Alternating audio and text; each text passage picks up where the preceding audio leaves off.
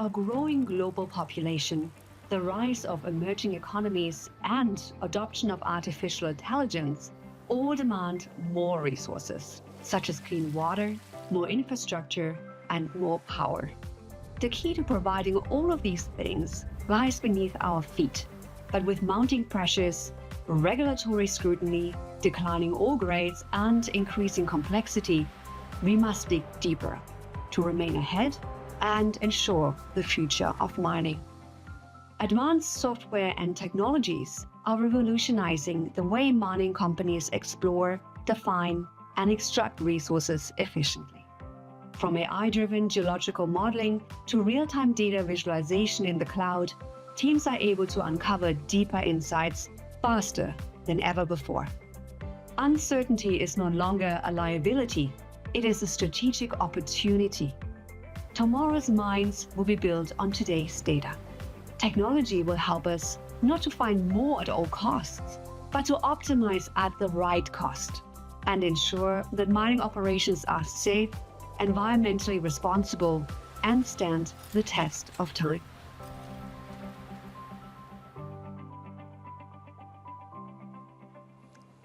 Well, welcome everyone. Thanks for joining us today in the room and online. My name is Angela Harvey. I'm the Chief Customer Officer at Sequent, which is Bentley's subsurface company. Today we'll be talking about some of the trends that are impacting the future of mining and technology's role in it. And I'm joined by some amazing panelists. So I'll get you all to introduce yourselves and tell us a little bit about your background in mining, starting with Leif. Thank you, Angela, and huge thanks to Sequent for the invitation to participate today in what I'm sure will be an interesting discussion. Absolutely. Leif Carroll, I'm a Managing Director at Accenture based in the UK. I have a few hats. I'm our EMEA mining lead and also our data and AI lead globally for natural resources, which covers mining and metals, forest products and construction materials. But I'm a geo by trade and have worked at every stage of the mining value chain from grassroots exploration through to mine closure. Fantastic. David? Hi, my name's David Skilling. I'm the odd person out on this panel. I'm an economist, not a geologist. I'm based in the Netherlands, from New Zealand originally, and I help firms and investors think through anything at the intersection of economics and geopolitics, and I've backed my way into thinking through what that means in the mining sector. We've worked with Sequent and others. Great to be here. Yeah, I'm Chris Jackson, Technical Director Subsurface Storage for WSP in the UK and Ireland. I'm based in Manchester. Also visiting professor of basin analysis at Imperial College in London. And I'm an all-round general subsurface geoscientist. I'm interested in how we can use our knowledge of the structure and evolution of the Earth to deliver the resources we need for keeping our lives and livelihoods the way we wish them to be. So I've worked a little bit in mining, but a lot in geothermal, hydrogen storage, carbon capture and storage as well. So yeah, real pleasure to be here. Thank you. Thanks, Chris. Hi, Mark Campadonic. I'm a corporate consultant and global practice leader for SRK Consulting. I'm a geologist based in the UK, in Cardiff, in Wales. So yeah, I've spent 20 years working in projects from exploration through mining to closure, pretty much on most commodities in most geographies and at all project stages. So yeah, what I'm normally doing resource reserve audits, large country scale prospectivity studies, multidisciplinary technical studies, and I've got a strong focus in the Middle East where I'm opening an office currently for our company. Amazing, thanks Mark. So we've obviously got a great group of panelists with diverse expertise. But David, I'm interested in you kind of setting the scene. Right now mining is top of mind for a lot of people. So what's driving this renewed interest in and demand for mining? Well, I think starting off with the economics of the case, clearly there's strongly growing demand in and around the electrification of economies, the green transition, but also what that means economically. So strong sources of demand, everything from batteries to EVs, solar, so on and so on. And that demand is only going to go structurally. Alongside of that, of course, sort of the output from the mining sector is a critical input into a range of other kind of technologies that we use in our day-to-day life. The demand for all of those things is growing very, very strongly. We can see that it's been the case for some time. That is only going to increase. And on top of that, of course, this is not simply an issue of kind of economics and commercials. This is a strategically important sector. We see the behaviour historically of China, now the US, Europe, and others, regarding this as mission critical for autonomy of supply chains, ensuring that they've got a foothold, if you like, in the commanding heights of the economy. So this is not just economically important, it's seen as strategically important. And just this week, we've seen to and fro between the US and China on rare earths. We're seeing investments being made by the White House in firms in the sector, and I think that's only going to grow as well. So it's economically critical. It's also a matter of strategic importance, and as a consequence, firms are responding to demand. They're responding to competitive intensity, and so the scale and speed of what we're seeing in the mining sector, I think, is almost unprecedented, and it makes it, I think, fundamentally central to understanding the global economy. No, I think it's definitely been really brought to the forefront. I'm based in Vancouver, where about half the mining companies in the world are headquartered. I grew up there my whole life and didn't actually realize that until I came to Sequent. So it is kind of funny how it's something that tends to be in the background, but we don't always drive that connection that, yes, if you want energy transition, you need copper, you need sand, you need to mine sand to build silicon chips and all that. So I think sometimes the dots aren't connected. So it's interesting to see that kind of come through. David, you talked a little bit about China, but Mark, I know you're just back from Saudi Arabia as well. What's going on in that region with mining, and what learning are you seeing there? Yeah, I think there's a lot of interest, and it's a hot topic, Saudi Arabia, at the moment in the exploration and mining sector. They have a very strong 2030 vision where they're looking to build mining to be the third pillar of the economy after the oil and gas sector and after the petrochemicals industry.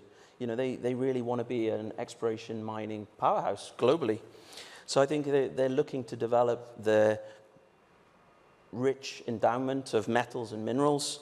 They're looking to be competitive. They're looking to build a sustainable mining sector.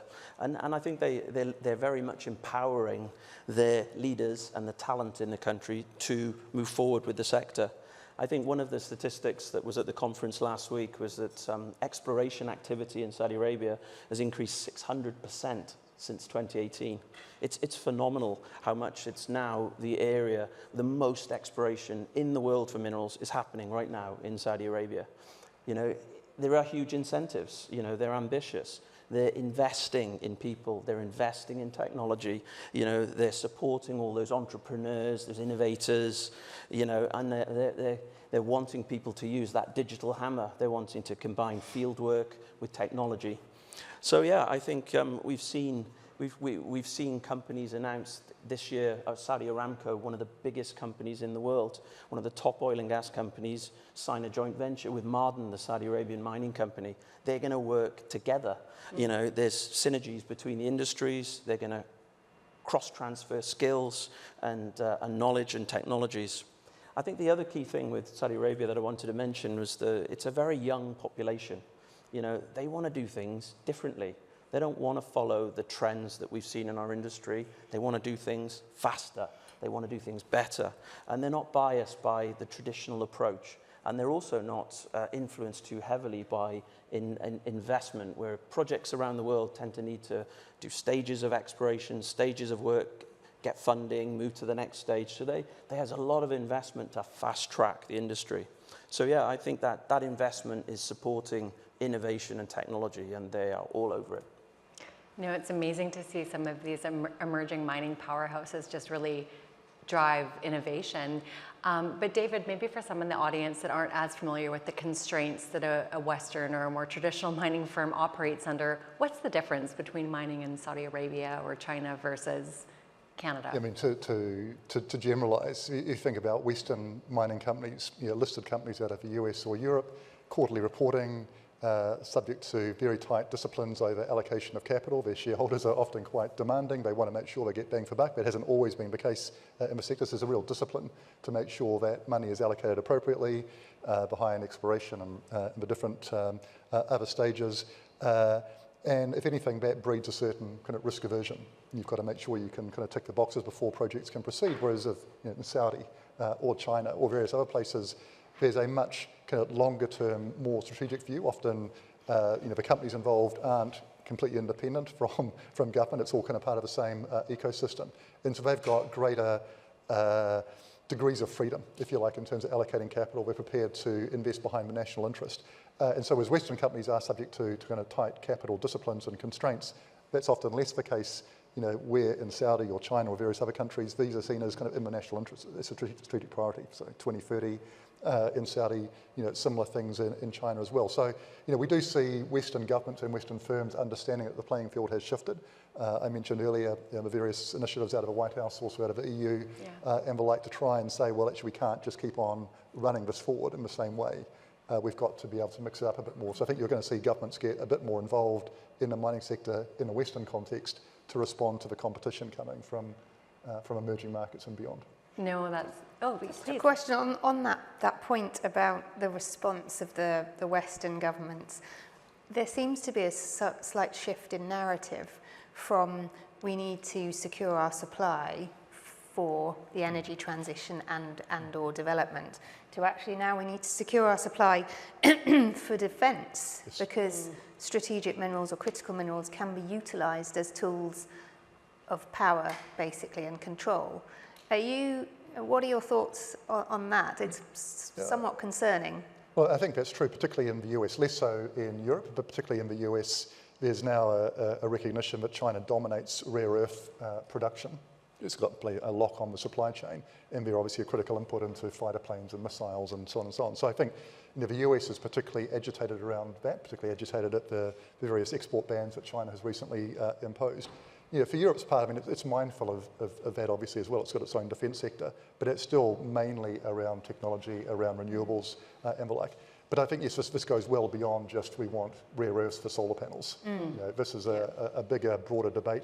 But of course, China has a decade plus kind of head start. You can't just sort of 30 years or so. Yeah, it's going to take a long time for the West to catch up, and it's going to be pretty bumpy in terms of frictions between the US and China, the West more broadly in China, while this process of catch-up plays out.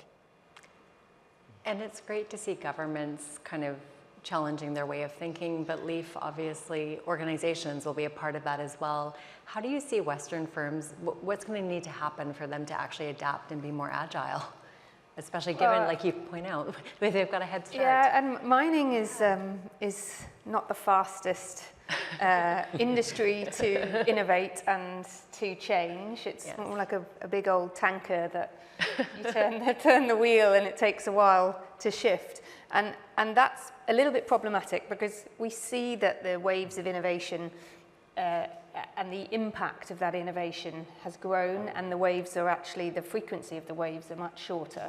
That's the first challenge. The second one is that technology and innovation is now developed and implemented in a much more agile way than it ever was in the past. The previous approach to technology was you're going to roll out some new software, a new operating system, and you rip out the old one, you train everybody up on the new one, and that's what you use for the next 10, 15, 20 years. And actually that's not digital data AI, that's not the nature of the technology and the innovation these days. It's continually adapting and innovating, and that requires not only a different approach to implementation, but also then a different approach to sustaining that technology, and a shift in mindset and way of working. So moving from a waterfall or a quite fixed set of tasks. I'm a maintenance engineer. I start my day with 10 things on my list to do. If a part isn't available, I shift that task to the next day or to when it is available. But I work my way through them and I tick them off. Now I have insights coming in from my predictive analytics tool that gives me situational awareness and tells me that there's a truck that's about to break down and therefore I need to shift my tasks around. It's a different way of thinking, and I think we're not yet as an industry understanding that we need to support that change in thinking and also our ways of working and our methodologies. Yeah, it's so true, because technology is only as good as the people using it and implementing it. Mark, I know you've worked in a variety of different jurisdictions and with different clients. When we look at some of the challenges in mining, like a decreasing workforce or other elements. How do you see technology helping overcome some of these challenges, assuming people adopt it? Yeah, I think, in the exploration and mining sector, a lot of the easy deposits, the mineral deposits, the high grade, high quality, near surface deposits, they've been found, and they've been mined successfully for many years. And I think we now have challenges with going deeper and looking at more lower quality, lower grade deposits, and we needed to make those marginal projects economic. I think, the industry does need to accelerate, with the critical minerals demand and the energy transition. Those are things we need to catch up on a bit. I think the data that's available, the AI tools, I think everybody that's involved in that whole mining value chain, from exploring through to closure, they're all better informed these days. They know more, they're smarter, and I think they're better informed. So we need to use, and we need to innovate, we need to use the technology, we need to do things quicker, we need to do things better, and we need to interpret data in more advanced ways. And I think technology is there, it's moving forward to help us. I think the risks and opportunities of mining are what scares us, and what makes it difficult for investors to put their money into projects. And I think we need to use technology better to communicate those risks and opportunities in projects. Yeah. So yeah, I think quicker decision making, improving will help us with technology to sort of improve and develop productivity of our whole value chain, in terms of finding things, to mining things, to processing things, and to cleaning up after ourselves. Mm-hmm. No, all really good points. And it's interesting to think of the role of technology in terms of collaborating with different stakeholders throughout the mining value chain, and also with community engagement as well, and just being able to render things in 3D models or make them more understandable. Chris, I loved in your intro, you were a little non-committal. You're a subsurface scientist, but you were very clear, even from our first conversations, you're not tied specifically to mining. So you've worked across a lot of different industries. We spoke a little bit about the learnings we can take from Saudi Arabia and China, and just changing pace of innovation. But having worked in oil and gas and the energy sector, what learnings can we take from those industries in mining? Well, I think there's some, technology that we use in the oil and gas sector and in other sectors, other bits of the energy sector, where we could bring those across to mining. So Lee said, mining's not known for its rapid, innovation. So, but there's things on the shelf, right? So one thing I'm really passionate about using is geophysical data. So what we call seismic data. So this is a remote sensing type of data, which essentially is a CT scan of the Earth's subsurface, right? So before you put a spade in the ground, you can start to build up an understanding of what's down there in terms of the structure, in terms of maybe the types of deposits you've got down there, and therefore you can start to reduce risk. And that's before you've actually committed bodies, as it is, to kind of working the acreage. Those data are used regularly in the oil and gas sector to try and identify hydrocarbon accumulations, and likewise geothermal opportunities. But it doesn't seem to be so widespread within mining as I understand it, but it's a technology that's well proven and could work. Obviously, the financials are very different in the mining sector. The margins are smaller, therefore that sort of technology is not so readily deployed in it, compared to the oil and gas sector, where there's more money to invest in innovation, and therefore the use of that innovative technology for the exploration purposes. So things happen quicker there. But if we can use those sorts of tools, we then can free up our scientists to then think more three-dimensionally, think more freely about how those mineral deposits got to be there. So it's not 3D thinking, it's 4D thinking. It's contextualizing the prize, as it will, that we're actually seeking. And that's what I want to do. I want technology to allow me to keep my job, number one, but I also want it to allow me to do the things which I find intellectually really stimulating. The other thing I'd say as well, having worked across a number of sectors, is, and we've talked about this a bit, is this idea of one person's trash is another person's treasure. So there's lots of borehole data that has been collected over decades, over 100 years or so, in pursuit of oil and gas accumulations. And typically only a modest amount of those data are used at the depth of interest. But there's all this other data which isn't used because it's not really relevant to oil and gas exploration. Those data could be used by the mining sector to start to try and build up an understanding of the near surface environment in which the mineral deposits they seek are found. So again, like rather than looking to the future about what we need to do, let's look backwards at some like well-established techniques and data sets and think about how we might kind of use those to kind of actually do mining in a better way, or mineral resource exploration in a better way. Chris, you raise a really interesting point there, and you've said it a few times in what you were just saying about proven technology and we know that this technology works, and I think that picks up on quite a key barrier to adoption or innovation in mining, and part of that is being driven, or has long been driven, by the investors, particularly institutional investors, who want the industry to be using proven technology. And I'm sure, Mark, you've seen many a competent person's report that says this is proven technology, and that's for the comfort of the investors. And if we are going to innovate, we're going to have to test unproven technology as well, or technology, as you suggest, which is fantastic, take technology from another sector, and it may not have been used in mining yet.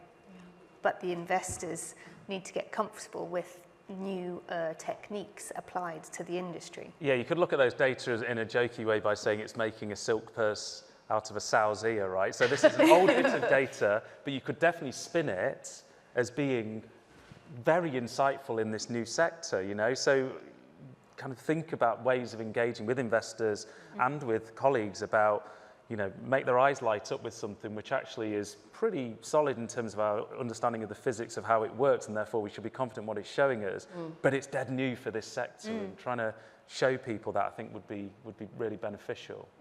Agreed. And in fact, in Saudi, Aramco and Ma'aden have JV'd. So Aramco is Saudi's oil and gas company.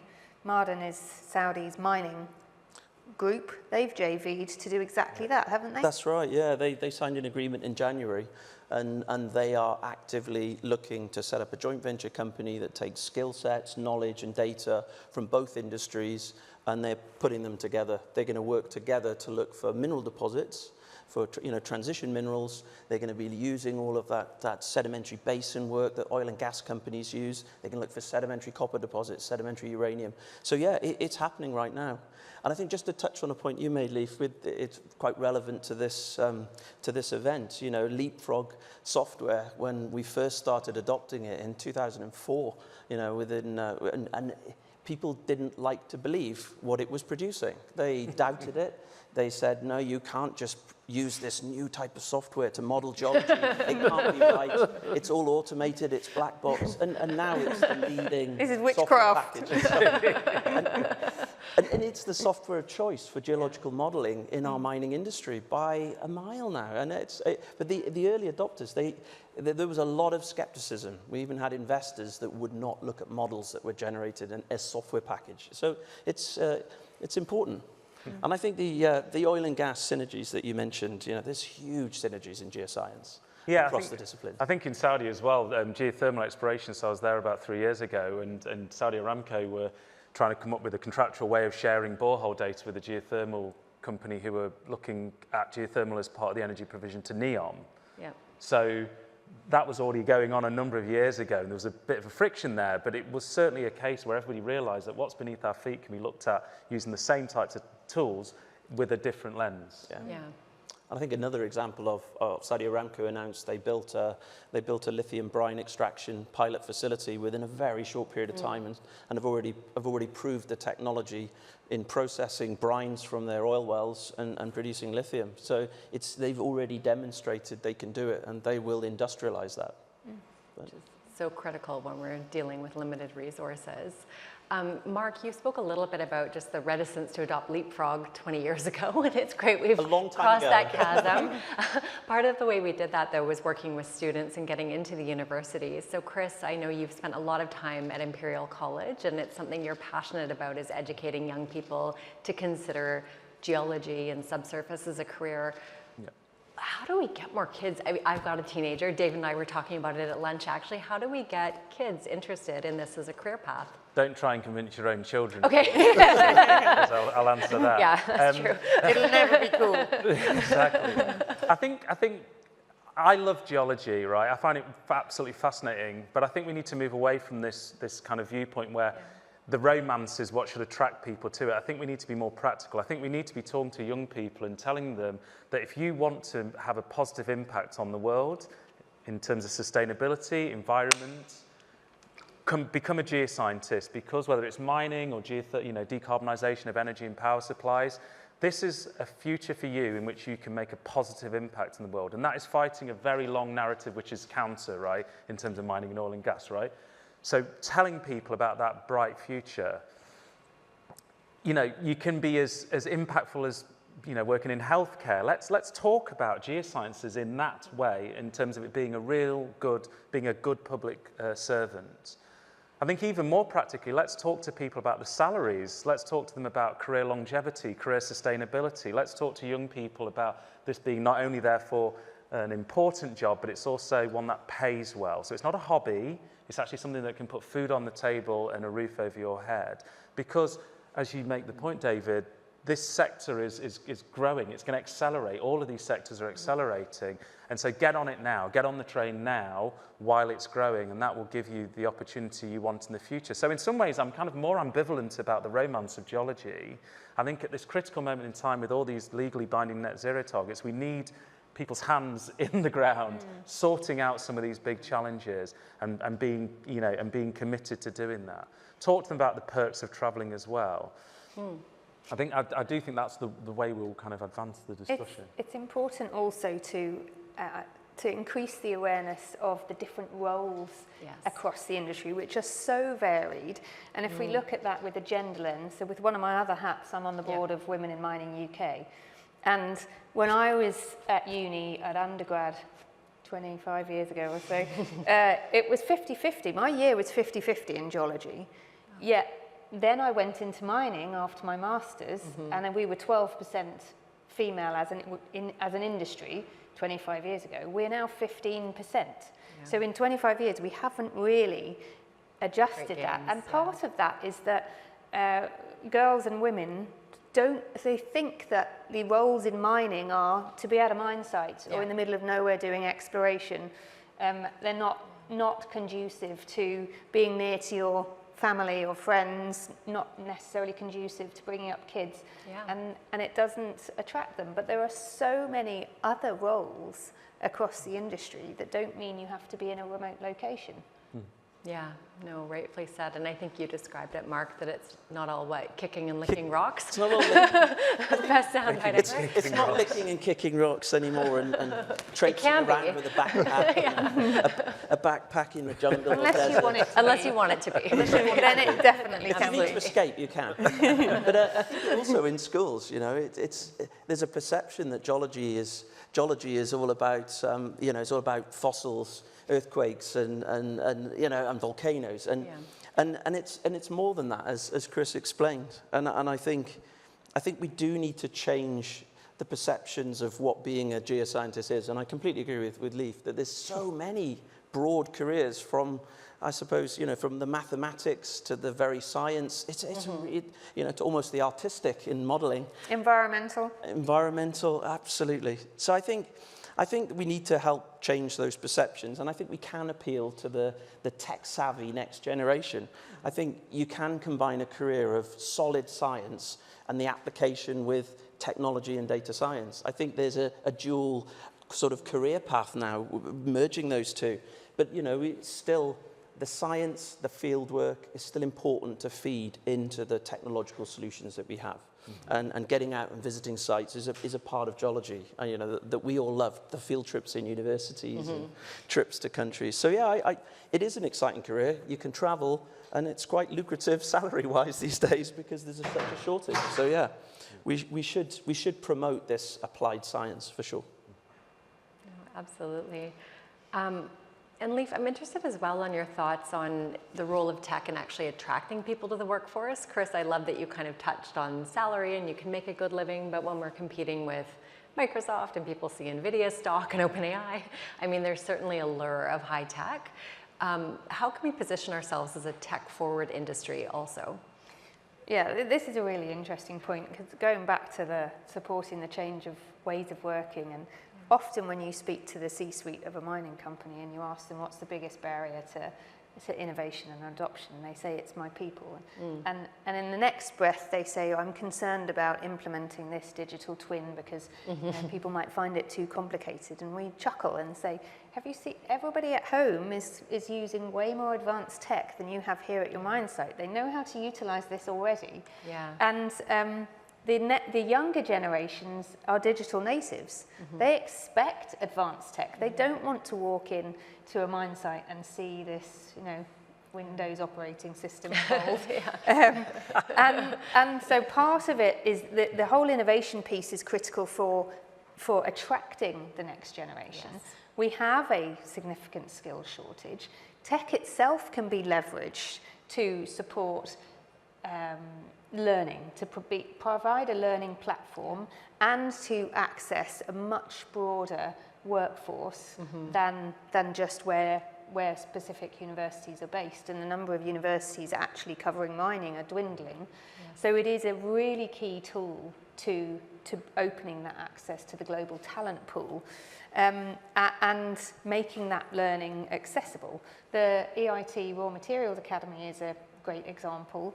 Camborne School of Mines, actually, I sat on the industry advisory board a few years ago when they paused their mining degree, which much to everybody's concern, but the pause was in order to rethink the curriculum and understand what it is they needed to be teaching for that next generation to mark, to your point, that combination of geoscience and mining engineering and the whole data science and data and AI piece.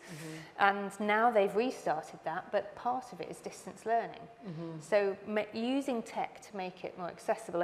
And then the other piece is, we mustn't forget, we talk a lot about the younger generations, but the older generations in the workforce who are not digital natives, who are also very rapidly having to grapple with this change in tools. And you can leverage tech for over-the-shoulder coaching. You can leverage tech to design interfaces that are simpler, that support that upskilling.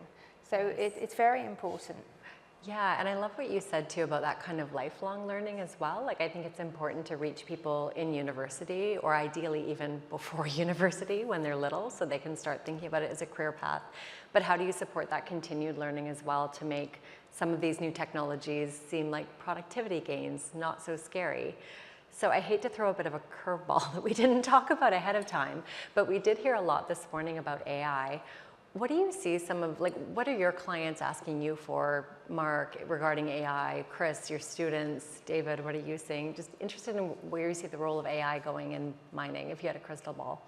Yeah, I think, we're seeing AI being used in prospectivity studies, collecting layers and layers of data and working out which of those evidential layers are most important to the localization or hotspots where we can drill and explore and find minerals.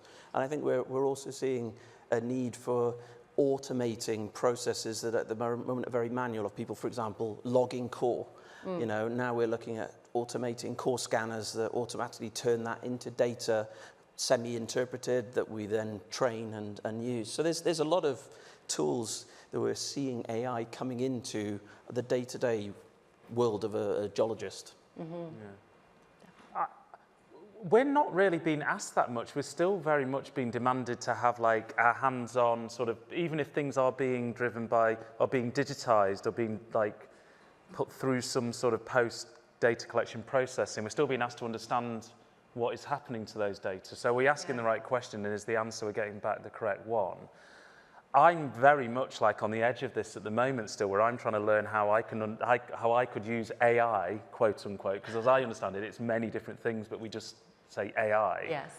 I want somebody to come and sit with me and say, you do this already, like you say, AI can do this, and for it to clearly show me what it's doing. Because so some use cases that are kind of tested and proven, that then will build confidence as something that you would even raise with a client then, right? Because it doesn't matter if your client asks you about it, because at some level you've got to be able to deliver it, and you've got to trust the output as well. Yeah. So I am I'm not cynical, because I don't want to feel like an old man who's like, oh, AI took my breakfast, but I do want to see a collection of like a library of good examples of how it's been used. With purpose, Absolutely. Yeah, we're seeing it being used and working with clients to implement AI at every stage of the mining value chain. And if you talk to many geoscientists, say in the minerals exploration group of a major miner, they'll say, I spend 70% of my time just trying to work out what data exists. If I work out what exists, where it sits, and then how do I possibly access it, and then get access to it, and put it into some sort of curated data set where I can analyze it. Now, you utilize AI to do all that bit, and you free up these brilliant minds to actually be doing the work that they're trained and experienced to do and apply their geoscience smarts to improve mineral exploration, to accelerate time to discovery, to decrease your discovery costs. So it's a fantastic tool to remove some of those tasks that Mark was talking about, that you're not applying your specific it's just skills to, it's just mundane tasks. And if you can get a machine to do that, then. Although I think having a human in the loop, like still having that assurance that a person will look at it and approve it, would maybe help get past some of the reticence people have to. Yeah, it's interesting, that bit, because we're now talking about there's human in the loop and human on the loop. And if we I've heard that one. So human on the loop is, humans. especially in the context of agentic AI. So agentic AI is basically a system of AI. Of AIs, let's say that. And you have the agentic AI is the orchestrator, and the agentic AI is selecting which type of AI, to Chris's point, which type of AI should be doing a particular task, because they're built for specific purposes. And we'll be making decisions based on the data and the insights and the predictive information. And the human on the loop is that the AI is making the decision. The human has the capability to validate that decision, but the decision isn't being made by the human in the loop. If I could just, I think, if you think about AI broadly, it's characterized by significant uncertainty and speed. We don't know exactly what it's going to look like, how it's going to be used. The use cases aren't yet proven, to use your language. But there's also a sense that if you don't know what's happening or have some visibility on it, you are at enormous competitive risk. I mean, a lot of the headlines are around OpenAI and Microsoft and Oracle making these, eye-dropping sums of money. But the real value over longer periods is going to come from the deployment and the diffusion of this technology, industrial use cases. And think about the Chinese model of AI compared to the Western or American model. America's kind of driving for superintelligence and pushing machine learning out as far as you can. The Chinese are very much focused on open source, rapid deployment into industrial use cases. And in the mining sector, that'll be no less true. So there is uncertainty. I don't think the uncertainty is going to resolve anytime soon. But if companies aren't investing in the technology and processes and people, I think there's a real risk that they lose a competitive step or two. Falling even further behind, And to David's point there, it is really important that AI is designed and implemented responsibly.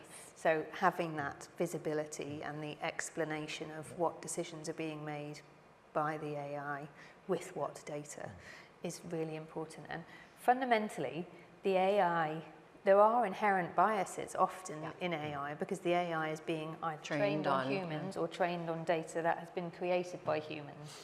And for example, if you ask Copilot, Microsoft Copilot, to create an image of a coach, like an executive coach, it will show you a bearded, white-haired man. And that's because that's the more common image it gets off the internet if it Googles itself. Executive coach. Put geologists into Copilot, it's even worse. So we need to be really mindful that AI itself has inherent biases in it because humans created it. That is very fair. Yes, so we need a human over the loop. Human in and on and over. David, we opened this up talking a little bit about the macroeconomic environment, driving the need for change. Let's say we make these changes, we're more productive in mining. In turn, what positive economic impacts can mining have on the communities it serves? Well, we've talked about a few of these, I think, on the way through. I mean, one, it's mission critical for the green transition. There's a whole bunch of both environmental but also economic gains from that. We've talked a lot about supply chain, from military to tech.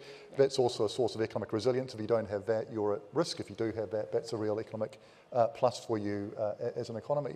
But in a more direct sense, the mining sector is a significant source of employment, of investment, both domestic and foreign, of tax revenue and the like. And so seeing a prosperous, dynamic mining sector as a key growth engine for economies, I think is also important. As you say, it's kind of been a little bit peripheral over the last decades. Oil and gas has been much more central. There's a transition underway in Saudi as elsewhere. And so those economies that can kind of supercharge their mining sectors are going to have a real kind of economic tailwind. The boom, fantastic. So we talked a little bit about the fact that mining is needed. It's not going anywhere.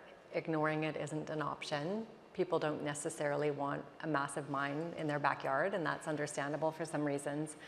What steps can we take as an industry to have mining not only be accepted, but an industry that's held in high regard?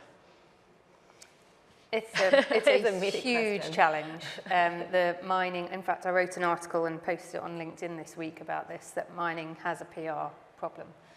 It's both based on reality, because mining has caused a lot of harm in the past, and also perception, as well as a disconnect between people's understanding of where all these minerals and metals come from and the products that they use every day and that will support our greener, more sustainable future. Part of the issue, obviously there's the historical elements. The part of the issue also is we as an industry are not brilliant at communicating, and we forget the basic tenet that communication is not that my story is shared, it is that the story is heard by the respective audience. And we need to be more mindful of who our audience is and shape our messaging accordingly. But there's also the question, can an industry and the representatives of the industry that is not trusted advocate for themselves? Will we ever be the right advocates? Which makes me think of the absolutely fantastic advert that was published recently for a packet of crisps that I don't remember the name of, but they're made out of seaweed. And this seaweed is grown, sort of seeded around the base of wind turbines, offshore wind turbines.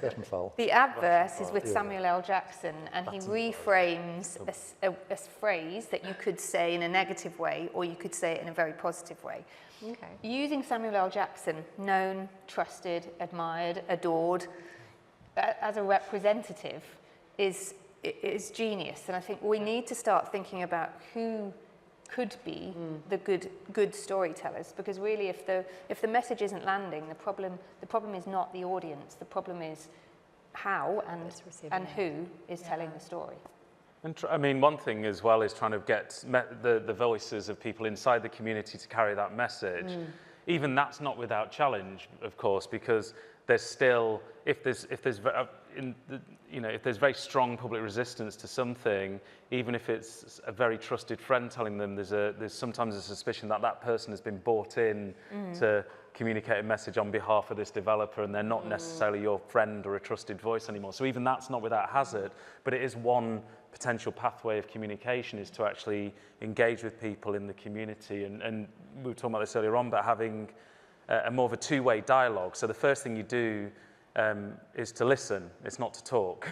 Is you listen, you hear, you curate a public engagement program, and you return with it, because then it's more bespoke and framed around what the audience wants to know, what you think the audience needs to know. And nobody wants that, because it takes longer, right? Yeah. And we're clever, and we know what they need, and there's lots of things, but that is absolutely the way we should be progressing, in my view. Yeah. That is a really, really important and valuable point there. And we know that if people consider a process to be fair, they are more likely to accept even the outcome that they don't agree with, like a mine in their backyard, if they feel the process itself they've been consulted with, and it's all been a fair. And it has to happen early. It has to happen when the first boots hit the ground and that ground is pegged and it's a greenfields exploration site, and it has to continue all the way through to closure and beyond. Yeah. It has to probably even be before that, maybe even. I think before somebody in a high-vis jacket is seen out the window and it's on the local Facebook group. It's right. You basically want to be ahead of that, of course, right? You want to had some engagement so that people are aware. And there's a number of good cases in the UK where it has been done incredibly well, where the communities have been engaged with before there's been even any visibility by the actual developer. And you have to be careful with that, of course, because otherwise it looks like you're hiding behind some like third party who are the advanced party. And but there are better ways of doing it. Yeah, absolutely. We don't help ourselves either as an industry, and I've heard CEOs say this: we just dig mineral out the ground. Which makes me cry inside a little bit every time I hear it. Really what mining companies do, mineral companies, I mean, we even call ourselves mining after a process. Nobody, you know, in farming, you don't call yourself ploughing or culling. So we need to reframe but we are the minerals and metals industry. Or the culling industry. Yeah, and then talk about resource stewardship, because you see what lots of minerals companies do is it's not just digging mineral out the ground, but it's stewarding the land. And yes, there's an impact to land, but then there is a lot of time and energy and money put into improving the biodiversity to in Chile, it's a fantastic example where mining companies are also basically utilities companies and water companies. They have huge wind farms and solar panels farms in the north of Chile where power is scarce, and they supply that to the local population as well as the mine. They've got desalination plants because water is very scarce. The Atacama is in fact the driest place on the earth. They provide fresh drinking water, you know, desalinated water to the local communities. So it's much more than digging mineral out of the ground. No, absolutely. And having that positive engagement with communities that you're serving as well. Yeah, some people often, I've had conversations around this. So I've worked a lot in geological disposal of nuclear waste, and some people look at those things and view them as bribes. But incentives is, I think, a much fairer way of doing it because it's transparent. There's a governance process. You know, bribe in my mind is a brown envelope in an alleyway behind a building, right? Whereas an incentive is a very formally defined framework which allows those communities at their, and I mean the community, not an individual, that community to collectively come together to access that benefit for them. And I think that's the difference between a bribe and an incentive. In this case, it feels like an incentive. You've got to pay back into those communities. And with anything, there's a positive and negative to any decision we take. I know we were talking about fast fashion and the impact of clothes and all of those things. And I think that some of those incentives, I might not love a mine in my backyard, but if it meant, you know, gainful employment for both my daughters and great career paths for them, I'd be more open to it. I know we are at time, so with that though, I would like to ask you all what final thought you'd like to leave the audience with. What final thought? I think in the context of technology, technology is an absolutely amazing enabler, and the technological developments we've seen over the last 10, 15 years are just unbelievable, and the latest with Gen AI will genuinely change the way we live and work. But it's an enabler, and we need to ensure that we're thinking about the people piece, the changes in the way of working, the leveraging behavioural science to support people's adoption and shifting that mindset to a more agile way of thinking, and then actually changing the processes as well, because technology enables us to do things differently, not just faster, not just better or with less energy, but actually rethinking them. Love that, Liv. I mean, just to repeat, I suppose, I mean, the activities and output of the mining sector are mission critical for the global economy and will be increasingly so. If you look at the demand profile for various minerals and metals into renewables, into technology and so on, that's only going to grow. So what happens in the sector matters enormously for economic and for other outcomes. And also more broadly, this is going to be a sector that is central to the strategic debate. Big power rivalry. This is not something that can be parked in a corner. This is going to touch most of our policy debates, most of our economies, and increasingly so over coming decades. Yeah, I think my point would be around like our own humility and our willingness.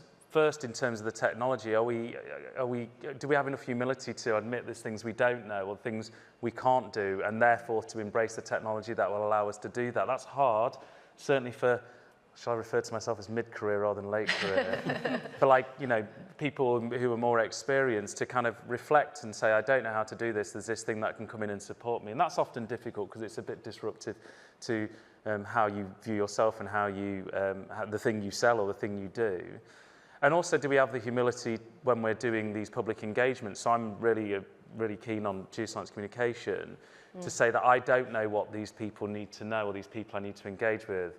Because I think, again, although we're trained scientists, we're not trained communicators, and actually admitting that and therefore seeking the relevant literature or seeking the relevant guidance and advice to allow us to talk and, like I said, more importantly, to listen. Can we do that? And again, I come across people who are very resistant to that because it's not part of their identity, but I think it's one of the main accelerators for a more responsible mining future. Yeah, and I think, you know, we've got to continue with that outreach and engagement, you know, beyond just and within our industry and help to, you know, make people understand what our sector's all about and how important it is, and really inspiring that next generation of talent to take over what we've been doing and do it better, you know, do it faster, but do it cleaner, do it safer, you know, and leave a positive legacy on the people and the environment we work in. No, I love that, Mark. My takeaway was you need someone great to deliver your message. So I might need a bigger marketing budget, Graham. I'd like Taylor Swift. I think that would land it. Yeah. Samuel L. Jackson. Yeah, anyone got suggestions? With that, I think we'd like to open it up to the audience for questions. Yes. So, good evening. So, my name is Felipe. I'm from Anglo American, so I work with open pit mines. But I'm not, I'm a geologist, but I'm not in the resources and estimation. I'm from geotechnics. Okay. So I put some bullet points here for me to ask you, but we have seen in the last years many failures related to mining in open pit. So you're saying about the deeper, so we are getting deeper in our mines, and with low grades of ore, right? So we are putting more risks into our operations and uncertainty as well, because geology is uncertainty, even with leapfrog geo. Mm-hmm. So how do you think we can deal with that uncertainty, with risk acceptance into our operations? How can we, and of course, how technology can support us on that? Sure. Great question. I think within, you know, geotechnical stability of open pit mines and underground mines, I think what we're doing now is, I think in our industry, geologists, geotechnical specialists, mining engineers always kind of worked in silos. And I think what we're doing now is building geological models from our geology teams, building structural models that then affect the rock mass, that affects the geotechnical characteristics. We're sharing three-dimensional models. We're extracting more usable data for not just geologists on grade and geology. We're extracting information on the rock mass properties, on the fracture index, on the types of fractures, on the RQD. You know, we're collecting geotechnical data, and we're using technology through, obviously, downhole televiewers. We're collecting a lot more data that we share amongst ourselves, and then we are able to build, you know, numeric 3D geotechnical models where we can assess stability. So I think we are using the tools better. We are sharing data and knowledge between disciplines better. And in that respect, you know, from a geotechnical perspective, I think we're able to build better rock mass models, better understand the stability of mining operations, and for them to be safer. I love Mark's point about integrating, breaking down those silos and integrating the disciplines, because it's so powerful when we do that. There's another shift that's happening as well, is how it used to work in mining is you draw up your mine plan, and probably from the minute after shift started, you're off plan. And it's just minimizing how far off plan you end up at the end of shift. And in the processing plant, it was trying to feed the plant with material that reduced the variability as much as possible. Now, because we have access to data in near real time, we are getting those insights during operations in shift, And we're actually able to then adjust. So processing plants now are able to cope with variability. And in the geotech example, we work with a mining company who had an issue with roof collapses in a longwall mining operation, so underground. And what we've done is build for them, leveraging AI, or machine learning specifically, a model that combined both the geoscience data, so we know these roof falls happened here, we can model what the geological conditions are and predict the risk, and then combine that with information coming off the longwall machine to inform the operators so that they can adjust if the risk goes above a certain threshold to increase the crown pillar, the rock above their head, but increase it only by the necessary amount, so they're not then digging floor stone up and diluting the ore. Right. And it's that integration Mark was referring to. You've got then geoscience, the actual operators and the mining engineers and the planners all working together, and the feed of the mineral into the processing plant. You're able to maximize, you're not high grading, you're not chucking stuff on the waste pile because it doesn't fit in this narrow set of criteria. You're actually able to feed the plant with it and adjust the plant parameters. I think, yeah. I was just thinking of another example on the geotech side, just with real-time scanning of open pit operations. Any millimeter of movement, it's being computed real time, and any movement that they see within these big pits, within these slopes on the pits, they're instantly able to trigger a response plan that moves equipment and people out of those areas. And they're able to predict and see real time potential geotechnical failures. And that blows my mind, the way it's actually processing three-dimensional data real time and analyzing and assessing. Somebody couldn't do that. No. So yeah, I think there's technology like that are making mines much safer. And we have the same underground for seismicity and movement underground. It's sensors, real-time sensors. It's amazing technology. Fantastic. Thank you. Thank you, Maria. So I want to press harder on this question of talent. So I think the elephant in the room is, where will they come from in the next 10 to 20 years? So I'll start with a data point and then give you an illustration. So it's widely reported that within the next 5 years, half of the US mining workforce is eligible to retire. That's in 5 years. In the university sector in the US now, of all the earth science universities, there are now only 4 that focus on mining. So by the time the geologists in the panel are ready to retire, and I'm ready to retire now. Oh. You mean when I can retire? Nice. Yeah, that's right. 106.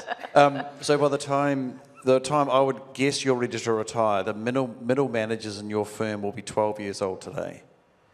So what's the one thing the industry can do, or we could do, to light the idea in the mind of the 12-year-old that this is maybe the way they should go? Because they first have to start with science, and then from science on into the industry, or indeed other disciplines, as you say, Leif.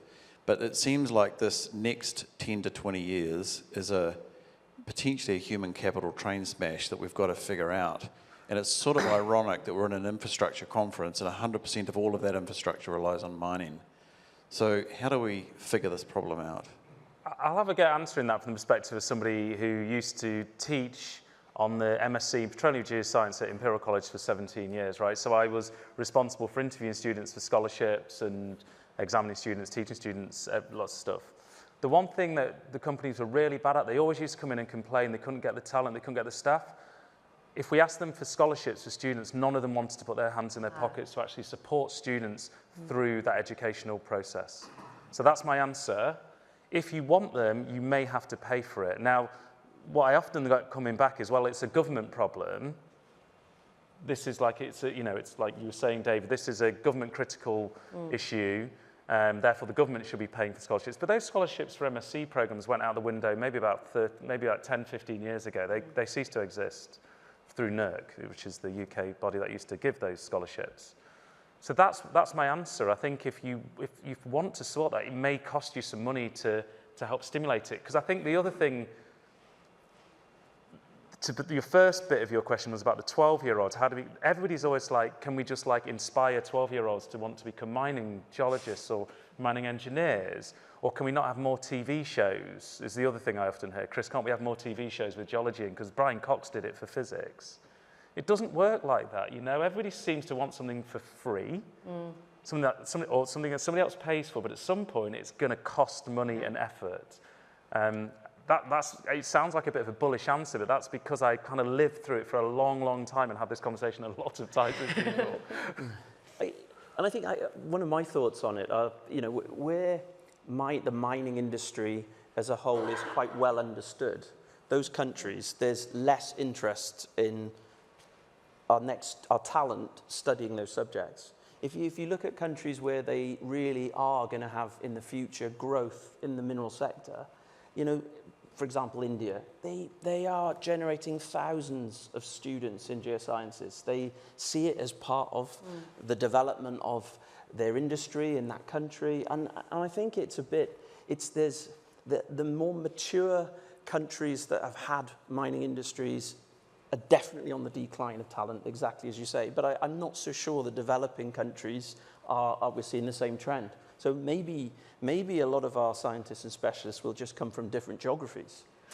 I want to ask Chris, if that's okay, just a bit of a follow-up to Graham's question. What are your thoughts on, so you have a 12-year-old, and the 12-year-old, I think mining is in competition with subjects or potential careers that are seen as much cooler, and I don't know, graphic design maybe. I'm not a 12-year-old. I don't know what they're TikToking.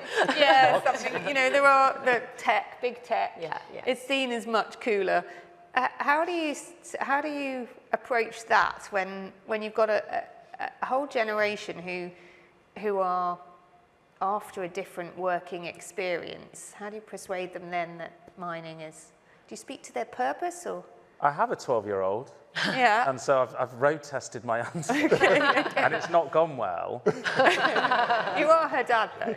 I am her dad, which instantly makes me not the right messenger. I need Samuel L. Jackson to come to my dinner table. Don't we all? But yeah, the problem is they just, you know, despite my arguments of pay, it's great, you know, and all this, people are just cut differently, you know. And I think I've been asked this question quite a few times. I can't think of one thing that I would tell a 12-year-old that would stick so that when they got to 16, they would choose geology at university or at A-level. And I'm still really stuck. And the only data I've seen that kind of gives me anything near an answer is students are aware, or young people are aware of the cyclicity of certain jobs, right? The income potential. And so when you see those graphs of oil and gas employment going up and down, people, they know about that and they want to do it, right? So, like, that's the only thing I could think to, you know, is to just bring data and saying, do this because it looks like you say, David, it's going to be on an upward trend and the salary bands are going to be like this. Maybe we, it's not very romantic to say it, but it's... One thing I would say, you mentioned scholarships. Another thing, I got into computer science. I studied physics. That's what my degree was in, and I did paid internships. I think that could be another route too to maybe lure people from other sciences where they're doing core sciences like maths or physics that don't have as much gainful employment, and offering on-the-job learning. Companies like Sequent can, of course, provide learning for our tools in that, because there are adjacent capabilities, Absolutely, I think, as well. Like, and sometimes people just aren't thinking of it. Yeah. I was inspired because age 9, my godfather came to visit and gave me the Gaia Atlas of Planet Management. And I was always going to do medicine. I was going to follow in my dad's footsteps and be a good kind citizen and look after people. And it just niggled away at me. I've got it at home. I can still picture these pictures in it, the illustrations that show the amount of resources we're consuming. And this was from like the 80s, early 80s. Right there with you. And it just niggled away at me. We're not doing this very well, and we're really not managing our natural resources very well. And I think this is actually my purpose. I need to address this. I need to devote the rest of my life to addressing this. And maybe to your point about 12, 9, Maybe we give all the kids a go at Atlas of Planet Management. I love that.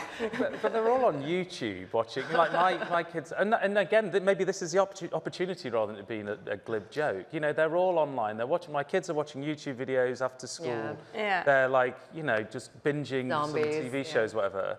Like maybe that's where we insert that narrative for them. It's in a different place, and maybe it's in a different way.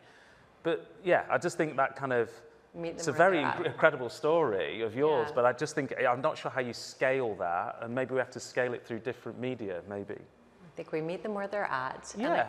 I know you opened it saying geosciences is as important as medicine, so it's nice that you opted into that. So a great way to round it out. My dad at 17. With that, I do think we're at time, but wanted to thank everyone for taking the time. We're around after for questions as well. I think there's going to be a QR code there with more information and the press kit.